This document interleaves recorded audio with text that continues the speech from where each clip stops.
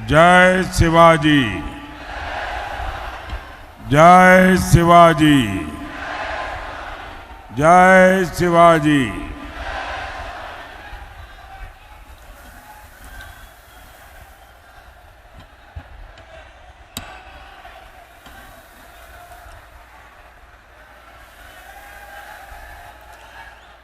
सप्तशृंगी मातेला आणि नाशिकच्या प्रभू श्री रामचंद्रांना नमन करतो।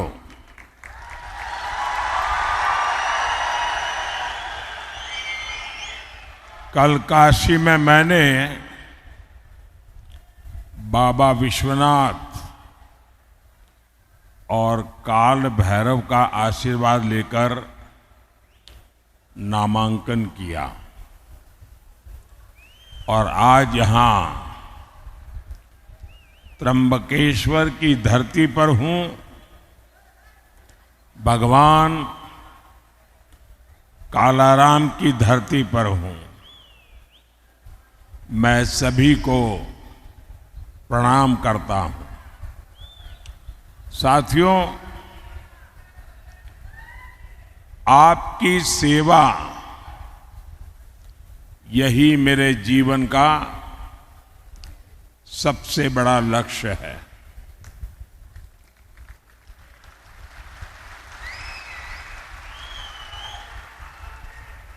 आपने पिछले 10 साल में मेरा काम देखा है और अब मैं आपके पास आज आशीर्वाद मांगने के लिए आया हूं। तीसरे कार्यकाल के लिए आशीर्वाद मांगने आया हूं। विकसित भारत बनाने के लिए आशीर्वाद मांगने के लिए आया हूं। साथियों, एनडीए गठबंधन को कितनी बड़ी जीत मिलने जा रही है, इसका पता यहां इंडी गठबंधन के एक बड़े नेता की बातों से भी पता चलता है। वो जानते हैं कि इंडी गठबंधन का जो मुख्य दल है कांग्रेस, वो कांग्रेस इतनी बुरी तरह हार रही है, इतनी बुरी तरह हार रही है कि उनके लिए मान्य विपक्ष बनना भी मुश्किल है।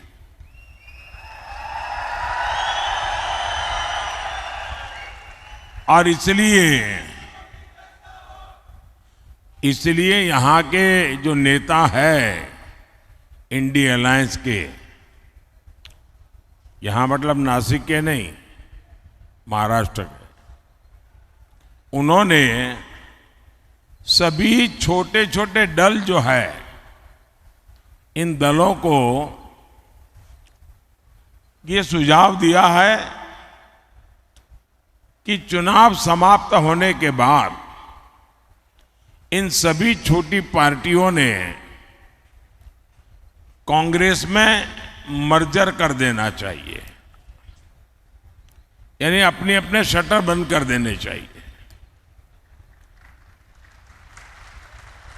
क्योंकि उनको लगता है कि अगर ये सभी दुकानें उस दुकान में मिल जाएगी तो शायद इतना नंबर हो जाए ताकि वो मान्य विपक्ष बन जाए।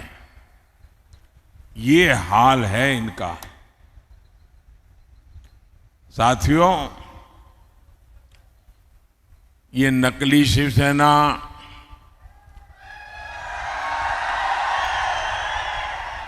नकली राष्ट्रवादी पार्टी, इसका कांग्रेस में विलय होना पक्का है।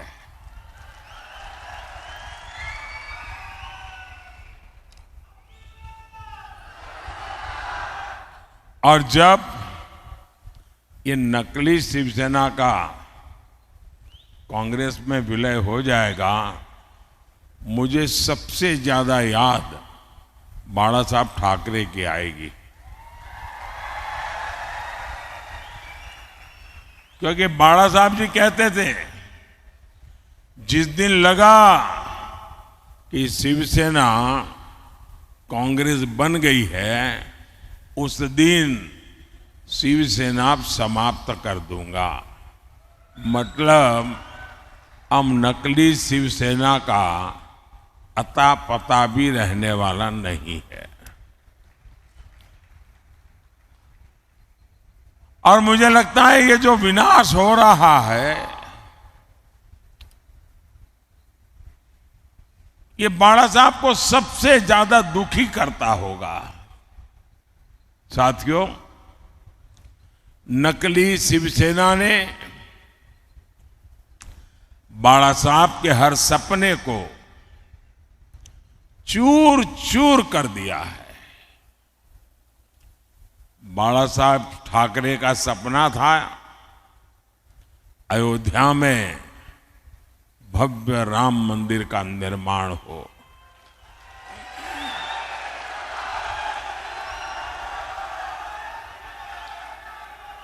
बाला साहब का सपना था जम्मू कश्मीर से आर्टिकल 370 खत्म हो। ये सपना पूरा हुआ, लेकिन इससे सबसे ज्यादा चीड़ ये नकली शिवसेना को हो रही है।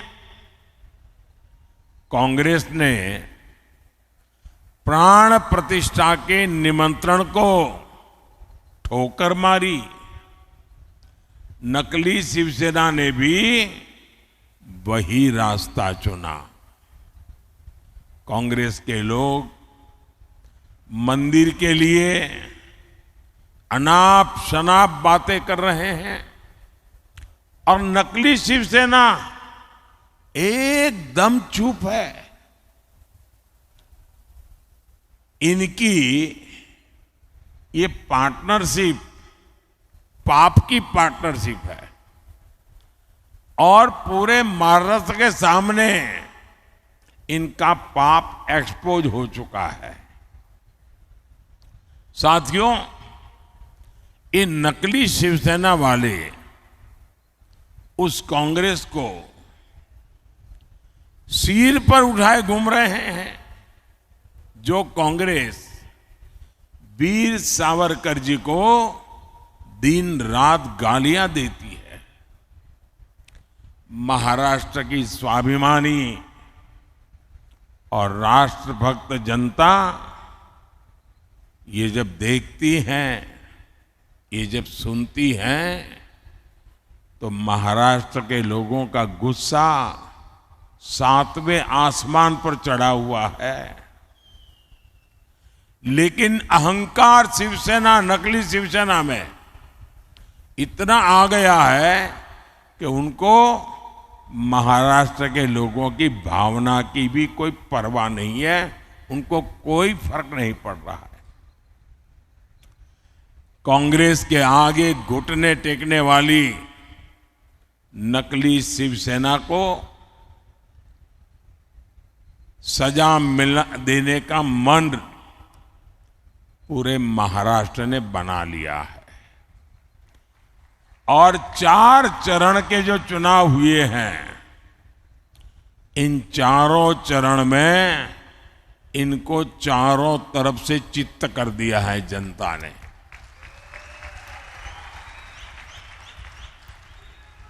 साथियों,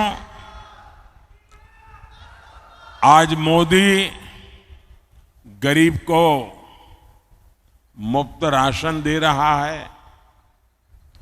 आज मोदी गरीब को पक्के घर दे रहा है, बिजली कनेक्शन, हर घर जल, उज्ज्वला का गैस कनेक्शन दे रहा है। हमने कभी भी न किसी का धर्म देखा है, न किसी का धर्म पूछा है। योजना सबके लिए बनाई जाती है, सबको योजनाओं का लाभ दिया जाता है, लेकिन कांग्रेस की नीयत रही है, इसका बहुत बड़ा खुलासा आज मैं 140 करोड़ देशवासियों के सामने करना चाहता हूं। और भगवान राम की ये धरती है एक प्रकार से, तो मुझे लगता है कि गंभीर विषय यहां पर उठाना ज्यादा अच्छा होगा। साथियों, कांग्रेस की सोच है कि देश की सरकारें जितना बजट बनाती है उसका 15% सिर्फ और सिर्फ माइनॉरिटी पर खर्च हो, यानी धर्म के आधार पर बजट का भी बंटवारा, धर्म के आधार पर इन्होंने देश को बांटा। और आज भी वो धर्म के आधार पर भांति भांति के बंटवारे करने में लगे हुए हैं। कई साल पहले कांग्रेस ने धर्म के आधार पर बजट के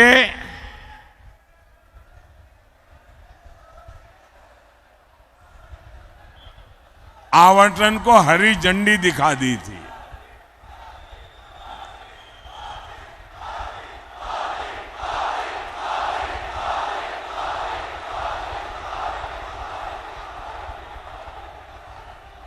जय श्री राम,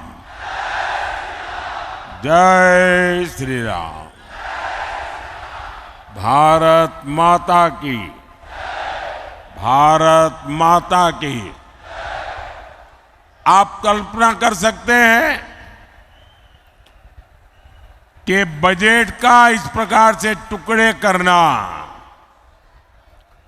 ये कितना खतरनाक विचार है। और आप जानते हैं, कांग्रेस के लिए माइनॉरिटी सिर्फ एक ही है, उसका अपना प्रिय वोट बैंक। मुझे याद है उस समय मैं सीएम था और जब ये बात कांग्रेस ने उठाई थी तो मैंने उसका मुख्यमंत्री रहते हुए पुरजोर विरोध किया था। कांग्रेस उस समय चाहती थी कि देश के सारे बजट का 15% सिर्फ मुसलमानों पर खर्च हो। तब भाजपा के जबरदस्त विरोध के बाद ये कामयाब नहीं हो पाए थे, लेकिन अब ये सारे पुराने एजेंडे की उसको लागू करने पर तुले हुए हैं।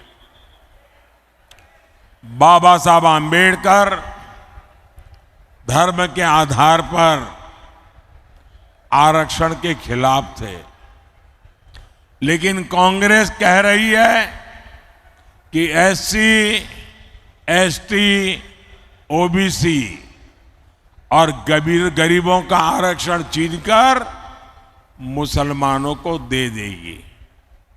कांग्रेस आपकी संपत्ति को भी जब्त करके उसका हिस्सा अपने वोट बैंक को देने की तैयारी में है।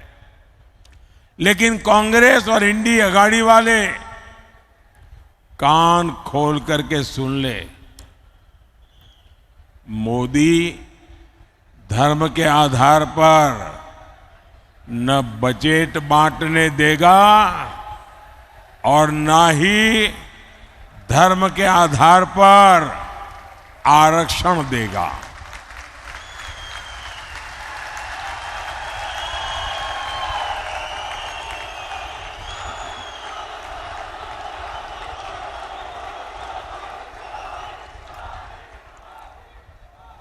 वंचितों का जो अधिकार है, वंचितों का जो अधिकार है, मोदी उसका चौकीदार है।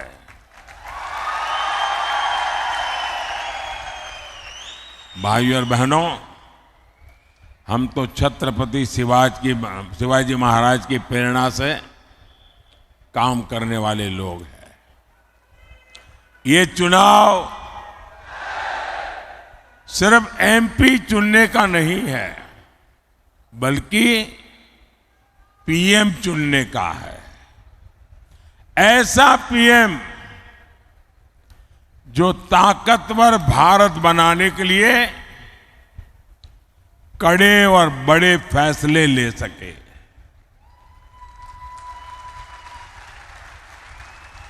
आप देखिए, कोरोना का इतना बड़ा संकट काल आया,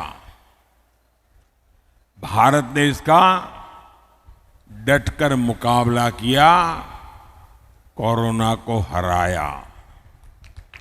इसमें आरोग्य विभाग में हमारी बहन भारती पवार जी, जो इस विभाग को देखती थी, उनका शांत और सेवा भाव बहुत काम आया। आज कोरोना के विरुद्ध भारत की लड़ाई की प्रशंसा पूरी दुनिया कर रही है। भारती जी के प्रयासों से यहां नासिक जिले के गांवों में करीब 600 आयुष्मान आरोग्य मंदिर बने हैं। यहां दर्जनों जन औषधि केंद्र खुले हैं। इन केंद्रों पर 80% डिस्काउंट पर दवाएं दी जा रही है।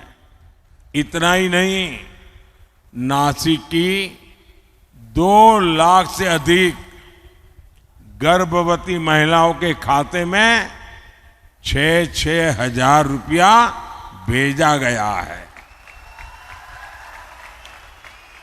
सिकल सेल एनीमिया से मुक्ति हो या फिर बच्चों का टीकाकरण, सरकार ने गरीब कल्याण का प्रयास पूरी ईमानदारी से किया है।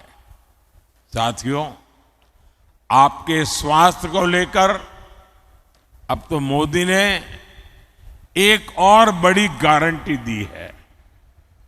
अब महाराष्ट्र के सभी परिवारों के 70 साल से ऊपर के जो बुजुर्ग हैं, उनको 5 लाख रुपए तक का मुफ्त इलाज ये मोदी की जिम्मेवारी रहेगी।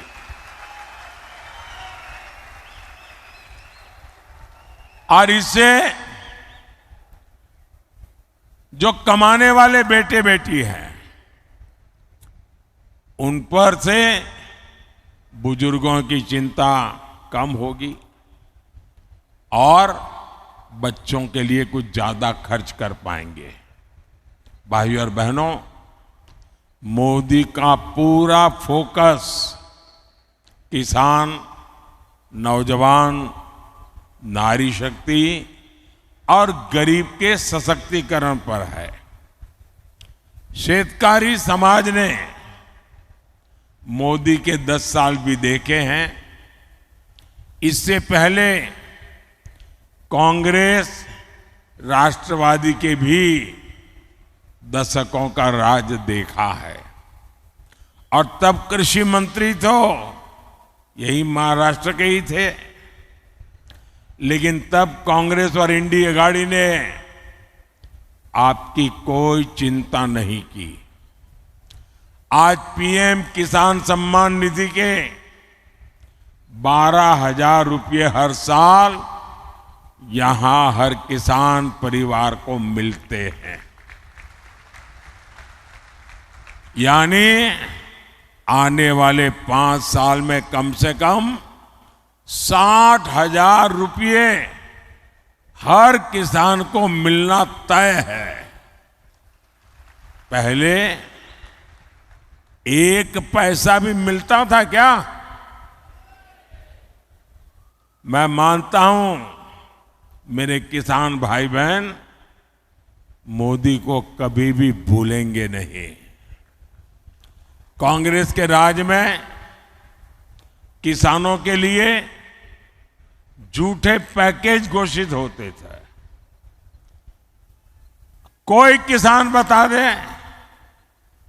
क्या आपको इन पैकेज में से 1 रुपया भी मिलता था?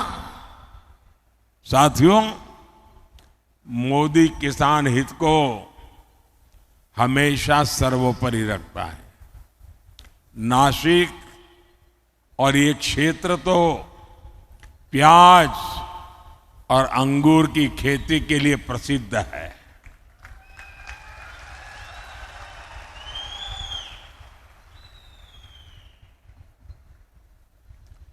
ये हमारी सरकार है जिसने पहली बार प्याज का बफर बनाने की व्यवस्था शुरू की। पहले के सरकारों में ऐसी कोई व्यवस्था ही नहीं थी। हमने पिछले सीजन में 7 लाख मैट्रिक टन प्याज किसानों से खरीदा है।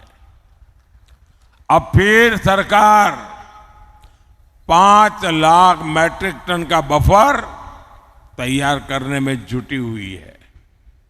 बीजेपी एनडीए सरकार के प्रयासों की वजह से 10 साल में प्याज का एक्सपोर्ट 35% बढ़ा है, 35% बढ़ा है। अभी 10 दिन पहले ही प्याज निर्यात पर लगे बैन को हटा दिया गया है। पिछले 10 दिनों में 22,000 मैट्रिक टन से ज्यादा प्याज का निर्यात हो चुका है। सरकार ऑपरेशन ग्रीन के जरिए प्याज के ट्रांसपोर्टेशन पर भी सब्सिडी दे रही है। अब इस मिशन को फिर से लागू किया जा रहा है। इसी तरह यहां जो क्लस्टर डेवलपमेंट प्लान बना है उसका फायदा हमारे अंगूर के किसानों को होगा। साथियों, जन कल्याण की ऐसी ही गारंटियों को पूरा करने के लिए डिंडोरी से बहन भारती पवार जी और नासिक से शिवसेना के हमारे साथी हेमंत गोडसे जी को भारी मतों से विजयी बनाना है। और इसलिए मेरा आपसे आग्रह है कि मतदान ज्यादा से ज्यादा हो। संकल्प पुराने सारे रिकॉर्ड तोड़ने का हो, पोलिंग बूथ जीतने का हो और अधिक से अधिक लोगों को मिलकर के भारतीय जनता पार्टी और एनडीए अलायंस को आप विजयी बनाएं।